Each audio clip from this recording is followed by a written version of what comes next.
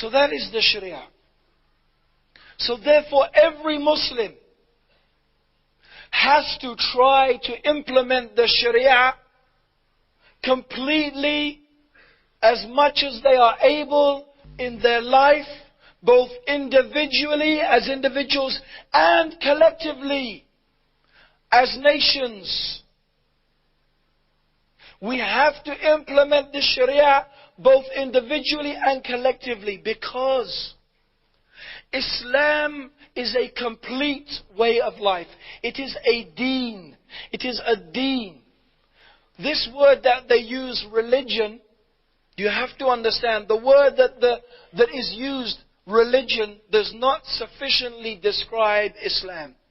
Because when the people in the West, which you have to remember is a secular society, they talk about religion, they have something already programmed in their mind. To them, religion is something that is your own personal affair. It's your own personal business.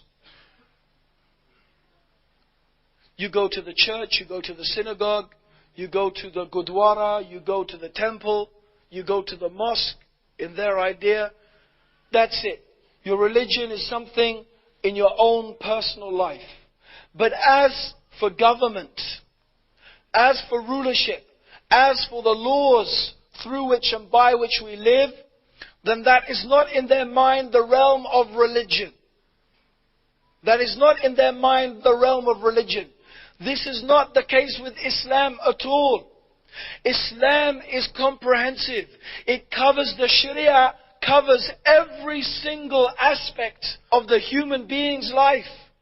It does not only teach us about how should we embark upon our journey to Allah. It does not only teach us about how should we behave and what are the manners that we should display in front of Allah, our Lord, how we should worship Him, how we should have a relationship with Allah. That is not the only thing that Islam teaches about prayer and charity. No. We say to ourselves, or we should say to ourselves, look, when we followed our religion, when we implemented the Sharia, when we implemented Islam, and it was the same Sharia then, they say, oh, the Taliban, oh, the such and such, they're implementing the Sharia. In the times when Islam was producing the greatest scientists in the world, when scientists, Muslim scientists were discovering optics, when they were discovering the secrets of medicine, when algebra was being invented, when they discussed theories of gravity and atomism, the same Sharia was being implemented. But it didn't make the Muslims backward, it made them forward. It didn't make them go backwards, it made them advanced. When we practiced our religion, we were strong, and we became weak, and we became weak, and we became backward when we left our religion.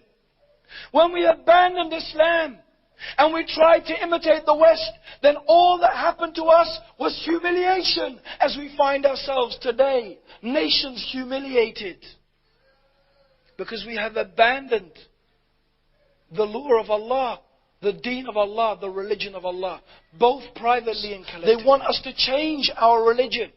They've made it clear. They now want us to so-called liberate our women, as they call it. They want us to adopt democracy, and I talked about democracy the other night, which is kufr, making man the ruler and not Allah.